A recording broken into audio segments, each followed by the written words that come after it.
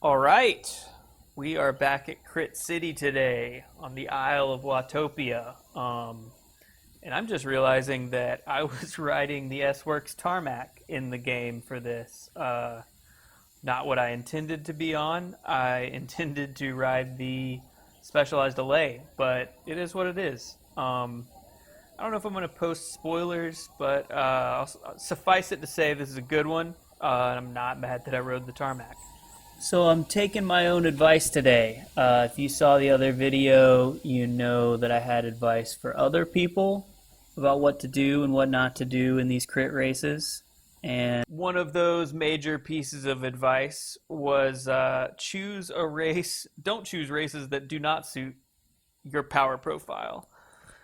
And I talked a little bit about how the super short ones, the 9 mile ones, are just not totally my bag. I like the longer ones where you have a hard start and then you settle in and then it kind of gets froggy at the end. So this is the Zwift Crit City Slam Race Zwift Classic. And you can hear me singing along to my music under this. I'm leaving that audio in today. I don't know. I'm just trying some stuff out, seeing what works. Yeah, singing along to Parquet Courts, I think. So the Crit City Slam Race, they changed up how they do the categories, and rather than each category sort of having a watt per kilo value attached to it, each category has a different distance. So the A was 25 miles, the B was 18.3, and 18.3 is pretty perfect for, I mean, 20. I would love to do 20 exactly, but that wasn't an option. So 18.3 sounded good. Uh, 27 people, so nice healthy field, and that's what I signed up for. I also read the rules, which said that each of these is an open category, so 1 watt per kg to 5 watt per kg. Just choose what you want to do, what distance you want to do. So that's going to play in here. So this is a B race, but it's an open race. And the A race, also an open race, one all the way up to 5. You'll also notice here that I have not done an insane effort in the start pin within 3 minutes of the start. I've been in here for 15 minutes, and so I have a heart rate monitor on. I think I walked in the other room to get my ice sock and jammed that down my back, and I think my heart rate monitor lost connection. It's also just a crappy heart rate monitor. It sucks. I'll talk more about that later. But yeah, so I didn't overdo it. In the warm up, I did one like 350 watt effort for 30 seconds, I think. And I did that 5 minutes before the start. So I had plenty of time to chill, get the heart rate back down. So that's the first mistake. I'm also starting my wind up at exactly 5 seconds. So right now I'm winding it up. My power is up at 500. So my power got up there right on time. I didn't waste anything before the flag dropped. And I still got the hole shot. I think I'm like 10 for 10 on these Zwift crit hole shots. I didn't even want it today. I tried to back off from what I've done in the past, and I still have the hole shot. So whatever. Maybe the hole shot's the way to go. And you saw me flip the camera backwards there. That's a very intentional move. I love using the camera view 6 because it's easy if you're on the front to not know who's coming up on you, not know how fast they're coming up, and you can watch the little list over there on the right and see, but that's not the most accurate way. Like, you can't really gauge if someone's rolling up on you hard and just going to come over the top. So I like to flip it around to 6, and then I can kind of time. When I'm getting caught, I crank it back up a few watts, and it looks like we're doing right around my threshold, even in the draft here. I think like 295 is about my threshold, so I'm just making sure I don't get caught out. You don't really know where the splits are going to happen on these early laps, especially in a race where theoretically this is completely mixed category. So you got guys all across the board in terms of power through here. So for this first lap especially, I'm just not going to get caught out. I don't want to be on the front, but I don't like this split happens and no thank you. I'm not going to be behind that because for all I know those are the only four guys in the race that have decent power, and they're just going to power away from this field, and that'll be the split. So I'm going to stay in contact with the front here. Yeah, I'm flipping around to check, see who's on, see what the attrition was like after that climb. But yeah, I'm going to be a lot more vigilant today about staying in the center of the group. And you see I hit the front here and I just back it off slightly and I just sort of float backwards. I don't never really lay off the power. Yeah, I'm looking back. We got a little split there. It's like those guys might come back, but I'm glad I'm not back there. I'm glad I wasn't screwing around and getting caught back there. Singing along to something. I guess I'm going to leave that in. Yeah, I got my Tuesday Worlds playlist. It's one of the best things about cycling inside is that I can listen to music on the group rides, which that's another thing I'm doing in this video that I was not doing in my other crypt video. I didn't have a hype playlist on. I didn't have my music going. I wasn't like in the right mental space. So yeah, I'm staying just like dead center in the blob is my goal here. If I'm floating toward the front, I'm backing off slightly. If I'm floating toward the back, I'm cranking it up a little bit, but I'm really trying to stay in this middle zone because it keeps you from having to surge so much. It keeps you from having to close down those little gaps. And again, I don't know who's strong here. I don't know if anyone's strong here. I don't know who's going to try to attack. There's really just no telling with this like completely mixed category system. Okay, so here we're back to the heart rate monitor thing. I'm realizing that my heart rate monitor, you can see I'm wearing it, and I have noticed that it's not up there. This is my big mistake. This is a huge takeaway for this race. So I licked my hand and I'm trying to wet the electrodes there, and so now I know. Okay, it should be like should connect. I think what happened is I had it paired, and then I walked farther away than the Bluetooth would go. Yeah, slapping it, trying to get it to go. I'm definitely not gonna mess with it on the climb.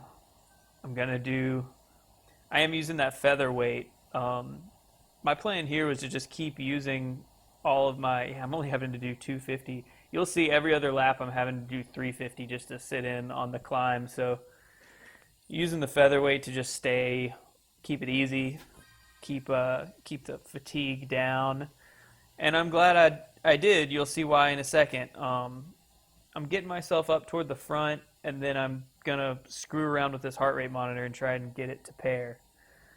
Because I hate it when I see other people whose heart rate monitor is not on there, who don't have a heart rate, especially if they're flying off the front of the race like that. That's always suspect. Hopefully, I have this YouTube video as a record, and you can see it's paired. It just has no signal. And then I realize what has happened here is that when I hit the pairing screen, it stops you from pedaling. So you can go to the menu, you can go to some of the screens, but if you go to the pairing screen, you're done. So watch my watts here. I kicked it off at 700. I'm 10 seconds behind the group right now, and this is no good. This is not where you want to be. So this is like, halfway to the kind of effort I would do at the end of the race. So I guess, if you want to say I was sandbagging by doing the B, which, again, read the rules. Gotta read the rules on these Zwift races. There's some crazy ones out there. I did also give them oh, that was nice. Hit the drafting boost right as I was sort of coasting into the group.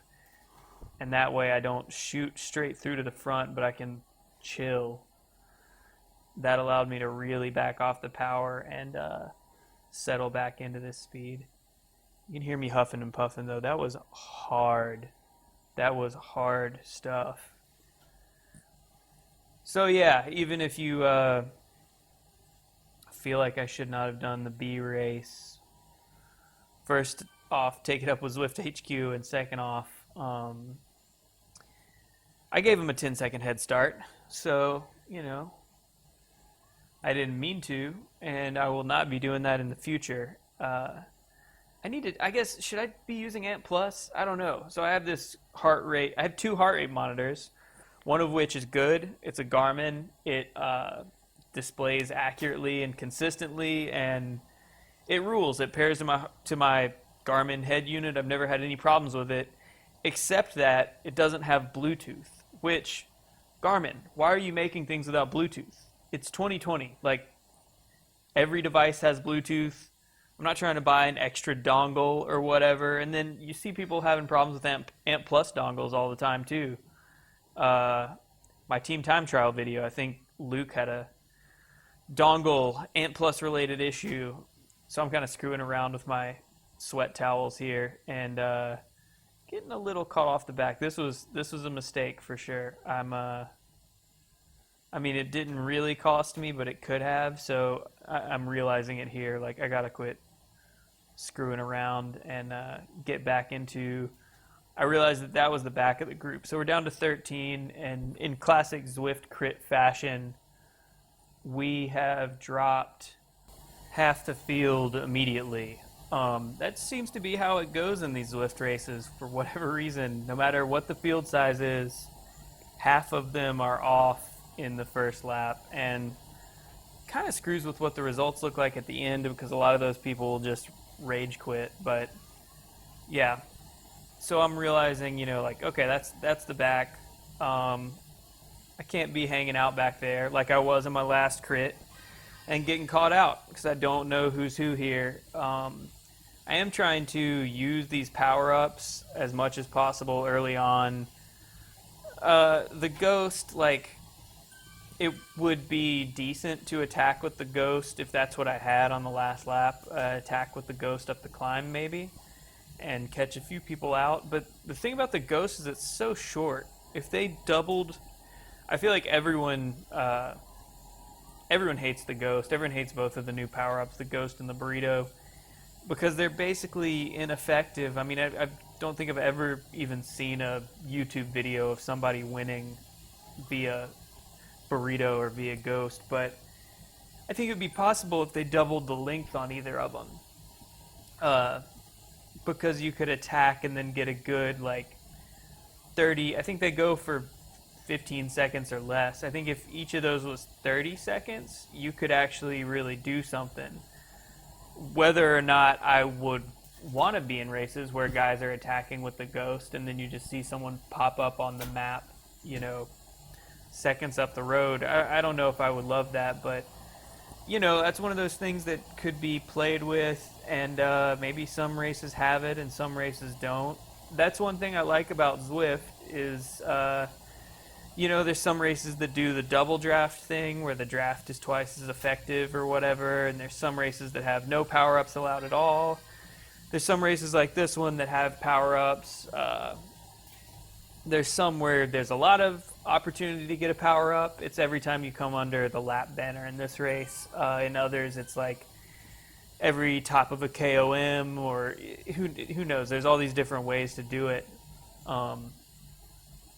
So I'm just not going to let these guys go. Again, I don't know who's strong. I'm certainly not going to be the one attacking, but I'm also not going to get caught out. So, like, if that guy up there wants to go hard, I'm going to be up there with him going hard. Because for all I know, he is, a full watt kilo stronger than everybody else in this race. It's uncommon to see a breakaway in a Zwift race.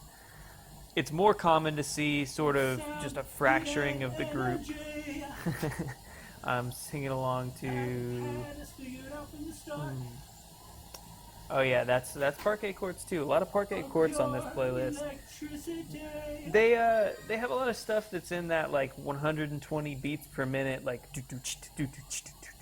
that type of feel that's really good for these races where it keeps me pumped up, but it doesn't necessarily make me it's not like Spaz or Charles Bronson or something that's going to make me go too fast, too hard.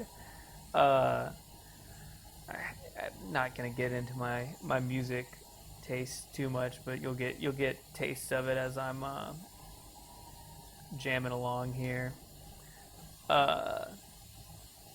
So yeah, you can see I'm feeling it. I haven't really been watching myself, but I'm drumming along. I definitely drummed along a good bit during this.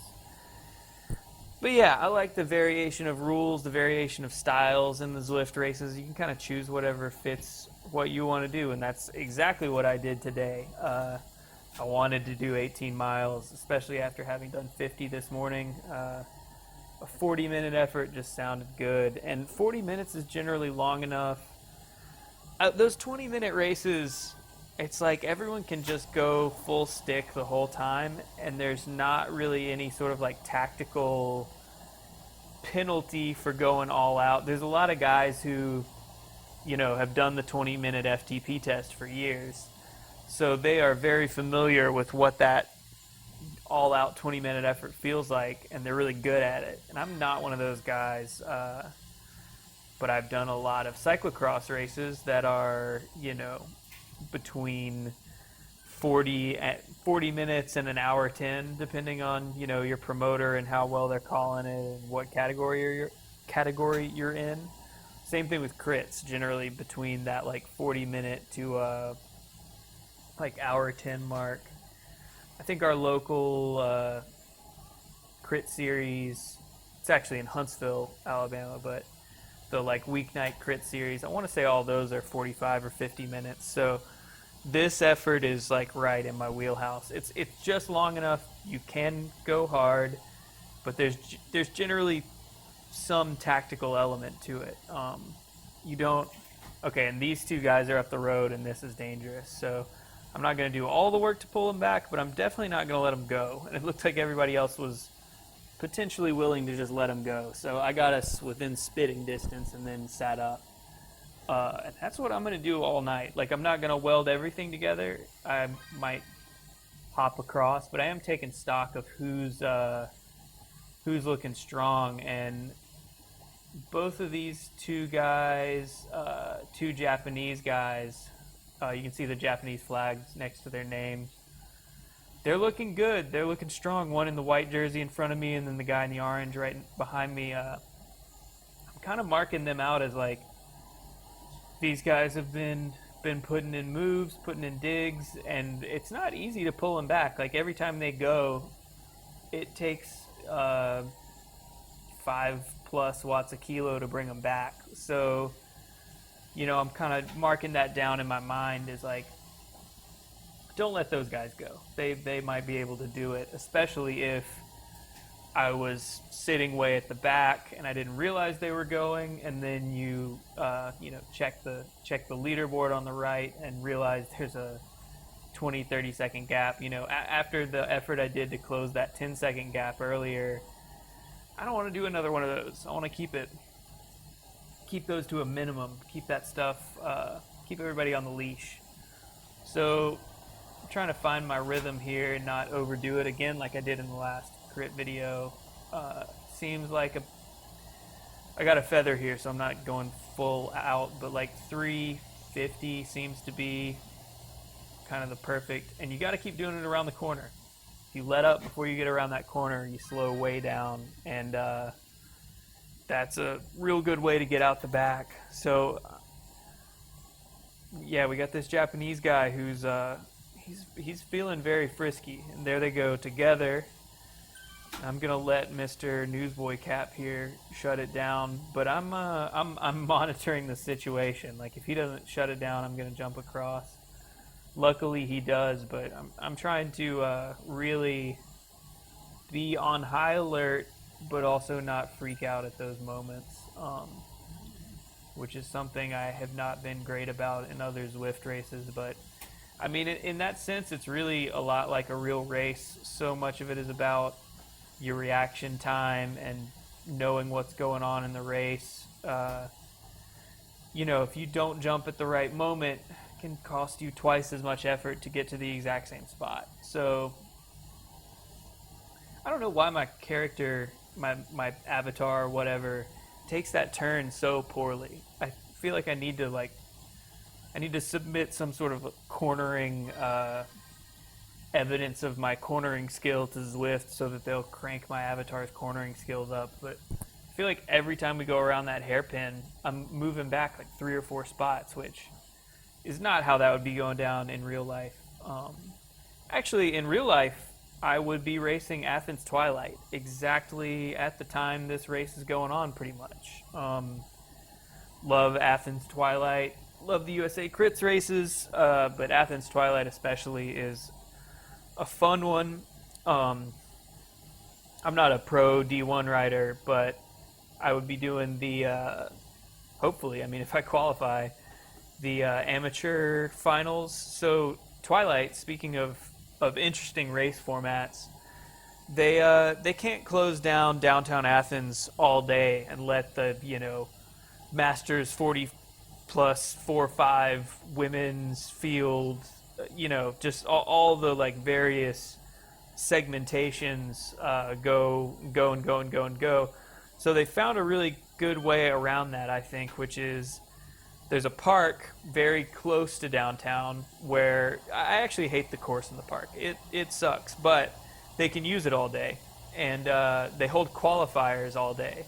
So you do a crit. It's a shorter crit. I want to say that one's like 40 minutes or something, and each category qualifies a certain number of people, and they qualify the most from the 1-2, and then they qualify less from the Cat 3 and less from the Cat 4, and they qualify a couple juniors and a couple masters.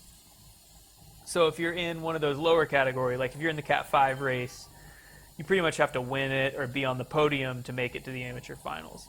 If you're in the Cat 1-2 race, it's like maybe top 20 goes or something, and that's regardless of how many people sign up. So some years that's hard, some years it's not as hard, but yeah, it's always that's always the case. But that's a cool way to do it. So then the amateur finals field, the amateur finals happens on the actual downtown Athens course right before the pro women's race. And that amateur finals field, because it qualifies people all day from all of the other races, it's always a full field, and it's honestly kind of like what I'm doing right now. It's a race where you do have kind of a mixed bag, but it's people who were the best of all of those fields all day. And it's one of the only amateur races where you have 100 or 120 people on the line or something. And you're racing downtown Athens. If you've never been to that crit, that's like one of the best ones in the country. The course is cool. You go right past like the Georgia Theater, which is awesome, historic theater. You're right near like the 40 watt, where all of the cool Athens bands. I'm just speaking of music. I'm singing again.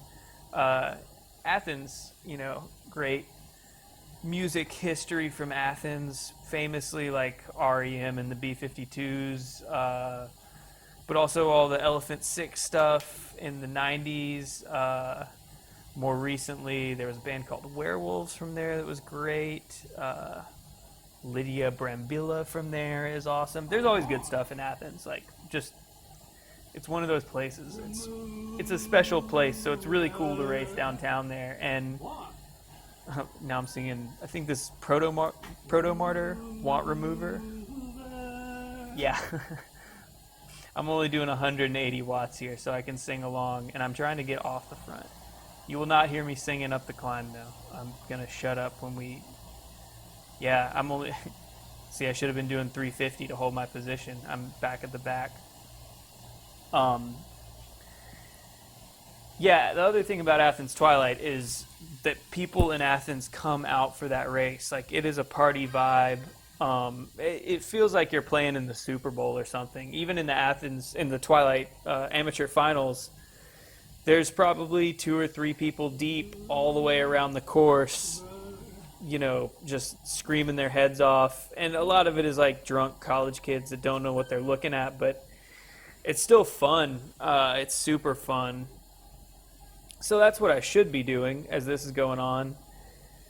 The Zwift crits are fun, not quite a substitute. But this is good. This is fun. I will say this is not quite as hard. Probably last time I did Athens was like one of the hardest efforts I've ever done on a bike in my entire life. I think I didn't have a power meter on at the time, but if I had to guess, that was probably my 20-minute power PR for sure at the time, and that was for like 20th place or something. I mean, it was brutal. And another thing I remember, kind of getting toward the back right now. Another like funny memory from that crit, and this is getting away from the Zwift thing, but basically what I'm doing in this Zwift race at this point, dead center, is just kind of trying to conserve effort and not let anything dangerous get away. So yeah, this guy looked like he wanted to go, and I'm gonna find him. I don't know what I'm drumming along to here, but it must be good. It might be I guess I can't say their name on. Can you cuss on YouTube? Does that hurt my optimization or whatever? I don't know. See, bad cornering again. That would not have happened. If you can race Twilight and finish on the lead lap, you are not bad at cornering. I will say that. So Zwift, gotta check my crit results or something. I need my avatar to take those corners much tighter to the apex. I'm getting caught out here. But yeah, Athens Twilight story. So I'm on the line. Athens Twilight is also the amateur finals is crazy because you're waiting for them to open the course up, and everybody's piled against the barriers, and it's basically like a sprint to the line because they don't do call-ups where they would call people in order and grid you based on some sort of result or something. I think a few people who won their qualifiers get call-up, and then everybody else is just like mass mad dash. So I'm in a pretty crappy place. I'm probably like 5 wheels back, and there's this junior team on the front. You know, you're on the start line sort of looking around like, okay, who here looks serious? Who have I seen before? Who is in a kit I recognize? And you're trying to like take stock of like, what wheel do I want to be on? Who do I want to go with? All that kind of stuff. So I'm looking around, and I notice this junior team who like, they're all on matching bikes. They seem to have a sponsorship for everything. They look pretty serious, and I see someone come out, and he's like standing on the other side of the tape on the course, but like on the other side of the starting line tape or whatever, like giving them a full-on Friday Night Lights, like, you guys are going to get out there and you're going to, like, pep talk thing. And I'm like, who is this maniac? And I remember very clearly, he from seemingly nowhere to me, because I couldn't see the lower half of him. I guess he had a cooler or something this whole time. Seemingly from nowhere, produces an 8.4 ounce Red Bull for each of these kids. And when I say kids, these are juniors, so they're like younger than 18. I don't know, they're like 17, 18-year-olds. They look like children on the line because they're dudes in this finals race that are like hosses, like 200-pound, 35-year-old crit racers that are, big dudes. So there's like these children in the midst of that. And he hands each of them an 8.4 ounce Red Bull, which they just chug and hand back to him the can. And I'm like, what is going on? Like, who are these kids? Who is this maniac that's like feeding them Red Bull? And I guess a year later, I see maybe it was that American Crit documentary, something about the Butcher Box team. And that dude who I had seen on the line, and I know it's the same dude because I recognize the tattoos on his arm. I remember noticing he had like the upside down 13 tattoo. I clocked that. I was like, oh, that's that guy who was giving kids Red Bull at Twilight. He is racing for this Butcher Box team. It turns out he's like the DS of that team. The first year he raced with them, and now he's like their full-time DS, but I can't think of that dude's name, but he's like, a legendary like crit racing psycho. He's one of those people that people either love him or hate him. I kind of love him. He's like a goofball, but he rules. Okay, so this guy, again, Japanese dude, putting in a big dig, and the other Japanese guy's trying to get there.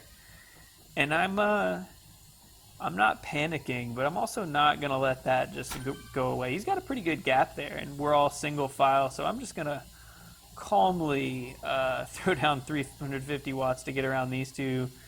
And I'm just gonna keep moving up, keep moving up. This is the perfect way to do it because I'm in the draft this whole time and I'm just kind of slingshotting draft to draft. Like this is the first time I've really hit the wind.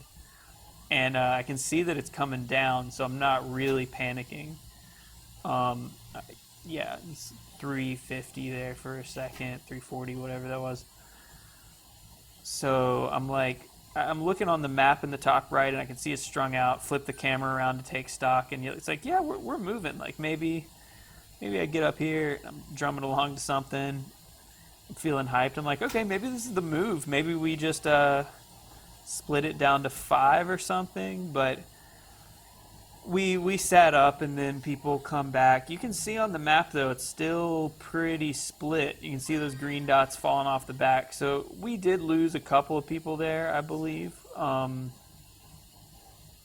I flipped the camera around again to take a look, but I think we did lose 2 or 3 there, and there were definitely a lot of people who were not as on the ball as I was, who did a much harder effort to bring that back together. I kind of bridged that at the perfect time, again, where I was just in the draft the whole time, kind of surfing draft to draft. I'm going to look up that dude's name from ButcherBox so I'm not speaking out of turn here. But yeah, no, I'm a fan. I think his passion for the sport, and I say this as I like sing along to something and look like I'm losing my mind. His passion for the sport is commendable, even if he's kind of a goofball. I like how earnest he is. I also appreciate his willingness to just die. Like he's one of those dudes who's like, I'm either gonna do this or I'm just going to explode, and I don't care. And I respect that. I respect that a lot. As a cyclocross racer, you kind of have to have that mentality. So now I'm trying to feel it out and like make sure nobody goes. Yeah, you see, I hit 375 for a second there. I'm trying to make sure no one's getting too froggy on this climb after that last one. I don't want to let anybody have it. I don't know why that dude's using the burrito in the middle of the group. I think some people don't fully understand what they do. So I'll explain it. The burrito, once you hit that, no one can draft you.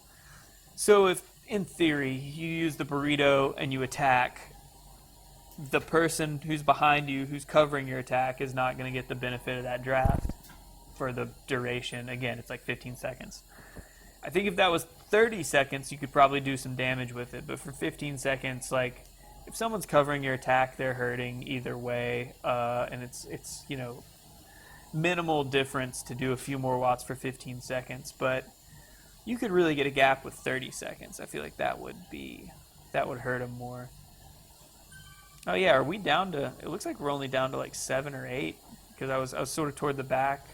So yeah, we lost some dudes, and I think we maybe also come up on some lap traffic who, like, they're lap traffic and then they sit back in. So maybe they did a few like really easy laps by themselves and then they just jump back in there. So we're getting down to the wire here. What are we at? 12, 15. So yeah, this is the portion of the race where you can see I'm kind of patrolling the front a little more. I'm more willing to start doing a little bit of work to stake my claim at the front, and this is something I do in real life as well, and it may be one of the reasons that I'm a very consistent racer. I have a lot of good results and not a ton of wins, but I always want to be in the conversation. And if it takes, I'm not going to be just wasting watts to go do, some like downhill attack with 5K to go or something stupid like that.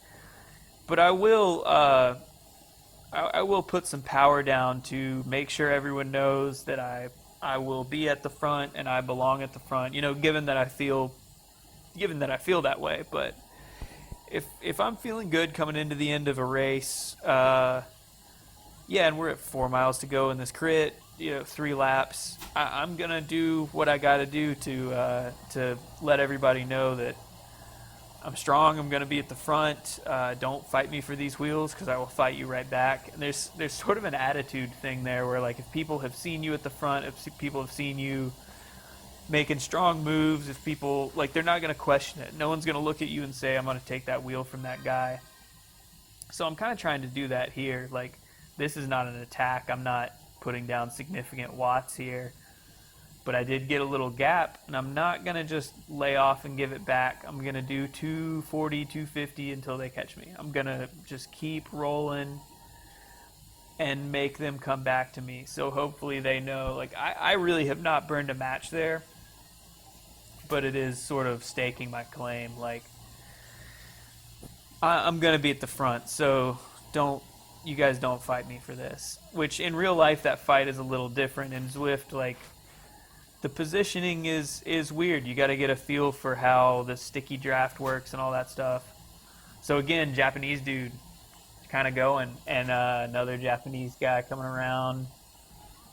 So I was ready. You heard me click down a gear there, and I'm on a trainer that is like I'm using my gears. It's not a direct drive. I will say my power is super accurate. I'm using Asioma Duo, Favero Asioma Duo pedals.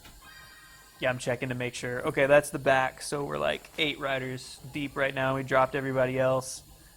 And again, this is why I wanted to stay up there because these are races of attrition. You get those little splits, and I did not want to be behind them. I wanted to be in front of them. And the one problem I had with the pairing the heart rate monitor was early enough that I got a really good. It's another thing about this length. There's generally a lull, or at least there's enough time that it's possible to have a lull in the middle of the race. So I was able to do that big surge to get back on, and then I spent a lot of time recovering. And if you race smart and you stay in position, oh yeah, hat's coming off. So I definitely have the COVID-19 hair. My hair cut it's not really a haircut anymore.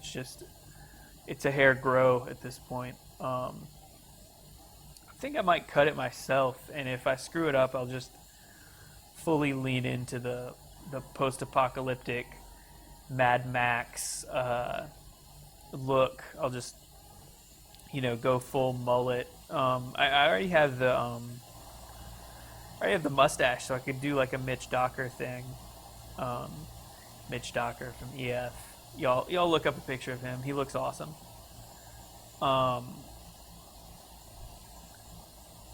Yeah, just trying to maintain it on this climb. So I'm marking that climb. Part of the reason I wanted to do this race, another part, is of all the crit courses on Zwift, this one has that climb, which, you're probably thinking, unless you've ridden it, what does that matter? But the physics of the climb, Zwift is pretty accurate to real life, I will say. I mean, having done like our weekly Tuesday Worlds ride, it plays out on Zwift pretty much how it plays out in real life. The same people are making the splits, the same people are getting dropped, the moves are happening in the same way, and I think that speaks to, if you kind of know what you're doing, how realistic Zwift is or can be, given that everything's paired correctly and nobody's, willfully cheating. That's another thing I'm thankful for, is that there were no cheaters in this race. So yeah, this is the Downtown Dolphin. You go up the cobbled climb, which another thing Zwift does that's pretty impressive is they factor rolling resistance into the algorithm now. So a surface that has more rolling resistance, like cobbles or dirt, the draft helps you less, and you got to pedal a little more to go the same speed. So that climb is a climb, and it's also cobbles. So you really got to work for that one. But that's part of why I love this course. It's got one steep short climb, which is kind of my forte, and that steep short climb is 1K out from the finish. So that's like exactly where you want to be. That's for me, that's perfect for me. I love a punchy effort like that. and 1K from the finish. So I'll go ahead and tell you my plan right here. I'm definitely not going to let anything go. If anybody goes at any point, I'm going with them. Now, I'm not going to just tow the group around, but I'm just going to remain vigilant. If somebody goes with a clean split, I'm going to try and get across with a clean split. I'm not going to pull it back together. But also, if somebody's just kind of trickling off the front, I'm going to put a little bit of work in to bring that back together. Aside from that, the plan is last lap on this climb, I'm going to hit it. In my mind, I'm thinking like I should do 500 or 600 watts, like whatever feels right. But definitely, we've been doing 350 up it every time, and I think that's probably about what most of these guys are capable of. So I'm thinking in my mind like 500 will get me a split, and 600 will get me up the road in a significant way. It looks like this guy in the black kit maybe is trying to go right here, but again, like I'm not gonna let him just roll off the front. So I'm not sprinting to get to him, but I'm doing 350 there. I'm putting an effort in. I'm just gonna gently weld that together. And if he wants to keep putting that effort down and he pulls me away from everybody else, then let's go. I'll take a turn. But yeah, just trying to monitor. So the plan is last lap, 500, 600 watts on the climb. Then settle into like a threshold, sweet spot kind of effort, like right at threshold or high sweet spot. So somewhere between 260 and 310, somewhere in between there is what I'm going to settle in between the climb and the line. And then other things I've learned about this course is the hairpin we just came through. You actually need to start sprinting before that hairpin on this course. The sprints on Zwift are always long, and it's just the way that the sprints work on Zwift. You just got to go long for a sprint. Like it's not like real life where you kind of want to wait for someone else to jump and then you stay on their wheel. Especially me, like I'm super punchy in real life. I'm not a sprinter, and the only way I'm going to win a sprint in real life is if I am surfing the perfect wheel and then I get to go from about 200 out. Or shorter even, if I can stay in the draft until that last moment and then just pop out with a big burst at the end. Again, this guy's kind of creeping, and I'm not going to let him creep. You're not going to creep on me, my man. Especially not the Japanese guys. I've really got them like pegged as being the dudes to watch. Those two Japanese guys. So that's the plan. And from here to there, I'm just gonna hang out. I'm just gonna remain vigilant. And here it is. I'm watching the turn. You can hear me cranking it up. I did a really good job of cranking it up 3 seconds before the climb, and 600 dead on in the middle there. And I see that this guy wants to go, and he's using an arrow on the climb, which is an interesting move. It also lets me know that now he doesn't have anything. I know he doesn't have an arrow. Check the damage. Hit that 6 camera. We got a good gap. This dude is still putting the watts down. So let's go. As long as he wants to go this hard, I'm going to sit in his draft. So yeah, I'm doing 297 in the draft. Perfect. This is exactly what I wanted to do, except instead of doing it solo, I'm doing it in this dude's draft.